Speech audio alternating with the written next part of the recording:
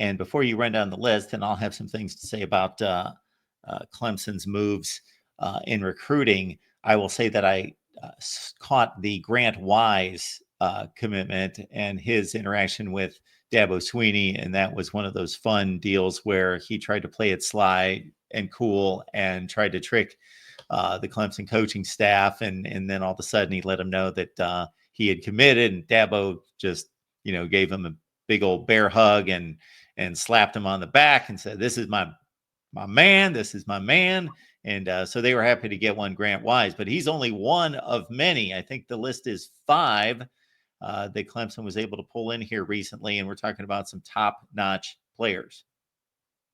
Clemson has 2 major recruiting weekends throughout the season. Dabo Sweeney finally bit the bullet and recruited in that transfer portal. We knew that would eventually be coming, but talk about a big weekend in Death Valley. Sorry, LSU fans. They definitely, the Death Valley that was on primetime special this weekend was down in Clemson, South Carolina. Dabo Sweeney not nailing 1, not nailing 2, but inking 5 of the nation's top linemen in the country. And, usually when you hear about high profile recruitments, we're talking wide receivers, we're talking edge rushers, but to see 3 of the nation's top offensive linemen, 2 elite offensive tackle and Chancellor Barkay, another elite tackle, Adam Guthrie, one of the top guys, like you said, that you just talked about, interior offensive lineman Grant Wise, and then one of the top wide receivers in the country in Nareem Burrows. When you look at Burrows, I had a chance to kind of look at some of their film really quickly, but going back to the wide receivers in Naeem Burrows, he's just one of the most electric and eclectic pass catchers coming out of Florida. And then rounding out the class was Connor Salmon. Talk about inking, just a win on that offensive line. You have that protection up front in the interior, addressing all those needs. But then you come up, but not with 1, but 2 of the nation's top wideouts. Like I said, Connor Salmon, one of the fastest guys that I've seen coming out of the Bullis School in Virginia. Of course, we know that it's a long way till signing day. And while these guys have given their verbal commit, especially when it comes to that wide receiver room with Naeem and Connor, there's some schools that are definitely still going to be lurking, especially for Connor Salmon out of the Bull School in Virginia. Some schools to watch, despite his verbal commitment to Dabo Sweeney this past weekend. Obviously, Notre Dame, Penn State, Maryland, and Virginia Tech have been some of the schools that we hear are going to remain vigilant and still trying to recruit. But again, it was a huge weekend.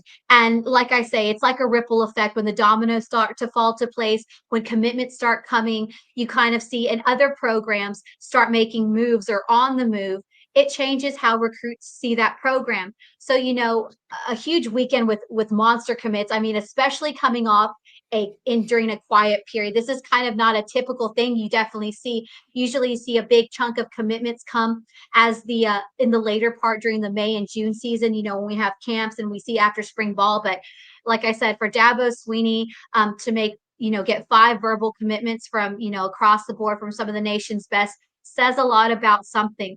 But, just kind of going over what some of these guys were kind of sharing, why Clemson, why be on lock with them right now, is they just really like what Clemson is trying to get back to.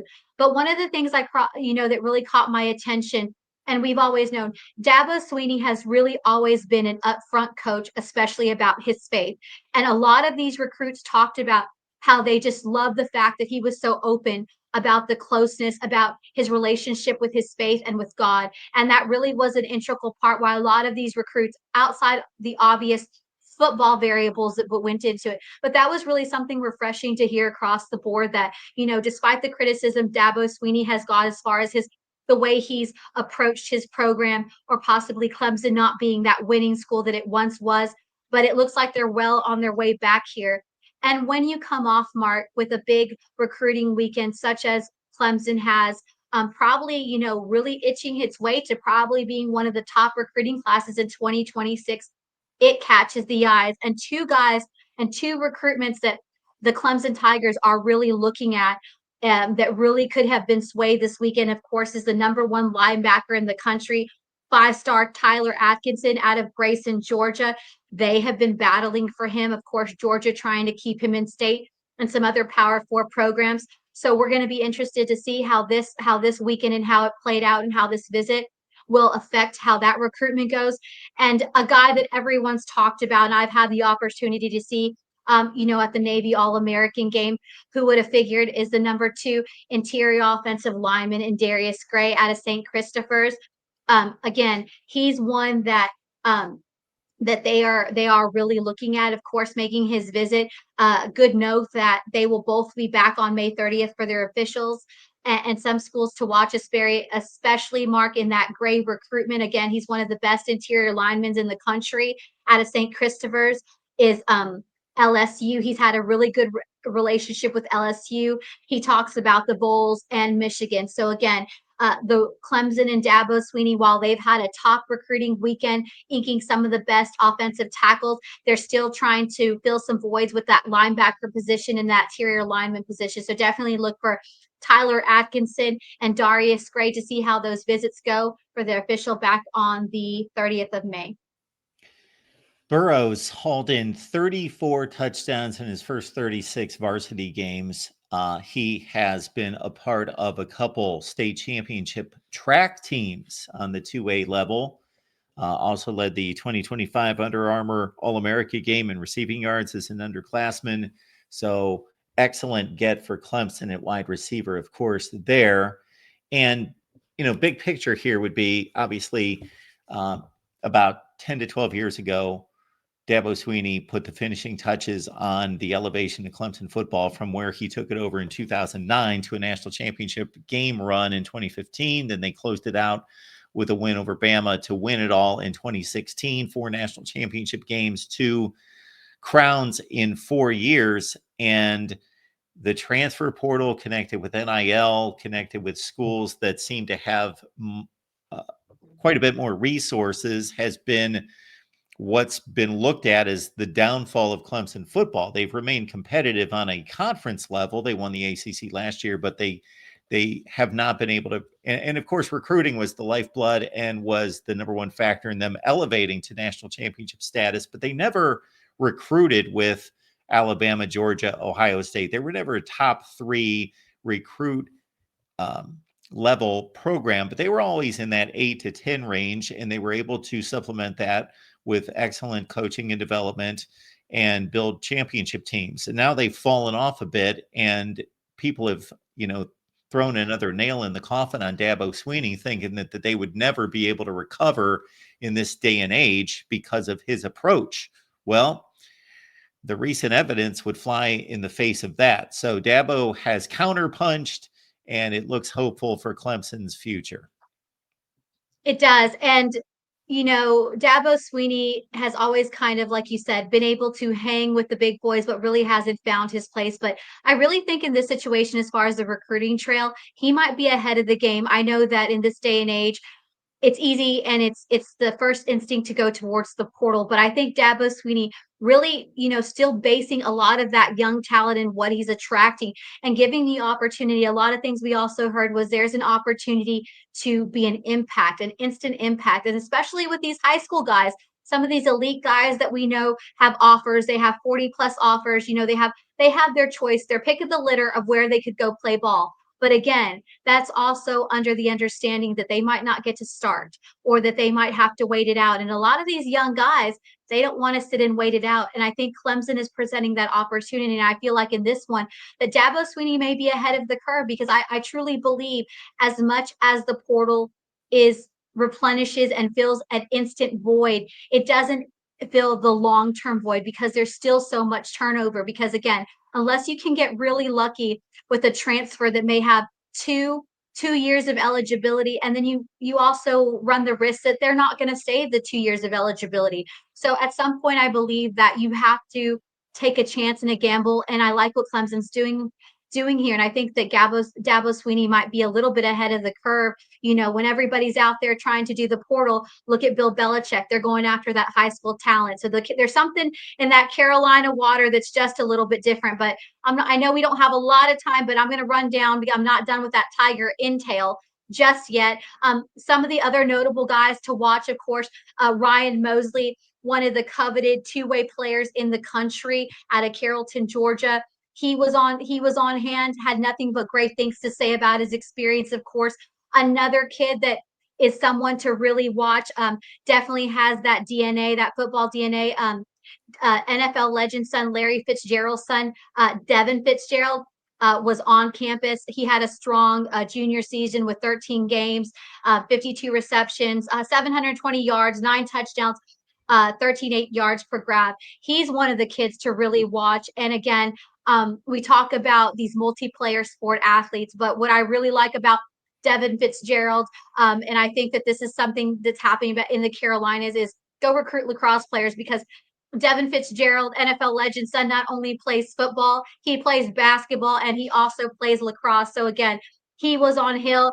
He was on hand in Clemson this weekend. Another O lineman who really made a splash, who made a long trek out of Prosper, Texas. You've heard us a little bit talk about Prosper High School and some of the offensive linemen that they've really been able to produce. Well, Zayden Krempus made his way out to Clemson. He just talked about how incredible and how unique his visit was during his time there. He really appreciates what's going on there with Coach Sweeney, and he said that the facilities and everything. He's another name to watch. Cannon Pickett was another top guy who didn't have an offer on hand, but like many of these guys that are interested in programs, they take a chance and say, hey, what does it hurt? And Cannon Pickett left Clemson, South Carolina, with an offer. Of course, if uh, those of you don't know the Pickett family, his father is a legacy that played at Miami along with his brother Booker Pickett. So the Canes are very much still in the mix in this, and were said to be the heavy favorite in Cannon Pickett's recruitment. But again, Clemson has made a huge impact this weekend. So this is another one to watch to see how Mario Cristobal and his staff will try to keep double legacy Cannon Pickett, on their radar and with the Canes. Some other guys that were on hand, players to watch. Maxwell Riley, another 4-star. Ohio State is one of those teams that's really looking after it. And again, he said that he'll be back down in Clemson on March 24th. So again, that's going to be an interesting recruitment to watch. And one player that I really, really want to look at, Mark, rounding out, this Clemson list of high-profile recruits, is Zion Giles. He is a guy that South Carolina has been taking a lot of push for, because he is the number one recruit in South Carolina out of Carvers Bay in Hemingway, South Carolina. And Clemson has made a big, big push. Of course, we know that South Carolina has made him priority, but after this visit, they definitely are going to go head to head with Clemson. Clemson really made a big push for the number one recruit in South Carolina. I wouldn't be surprised if not here in the so distant future, he earns that 5th star. Some other schools to watch outside of the state: Tennessee, Georgia, and Florida. Florida, I didn't get a chance to look at the list, but today Florida is one that we'll probably be talking about next week. They are having, of all days, a huge Tuesday when it comes to hosting recruits. Again, kudos to Clemson. For Rebel fans, this is a name you probably know and know it well, Matt Luke. He has done a heck of a job in recruiting some of the best linemen to Clemson, and it definitely showed this weekend.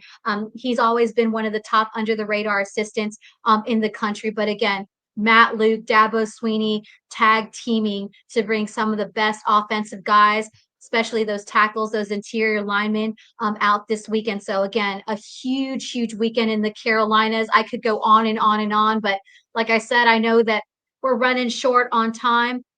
But again, a huge weekend in the Carolinas. Not only is Bill Belichick, but Dabo Sweeney really looking to build on that young talent, but it was all about the big guys up front on the offensive and defensive line. But again, there's something in that Carolina water. So it'll be exciting to see the shift in dynamic, and I'm sure that this will not be the last. We'll be talking not just about the Bill effect, but also that Clemson effect with Dabo Swinney in South Carolina.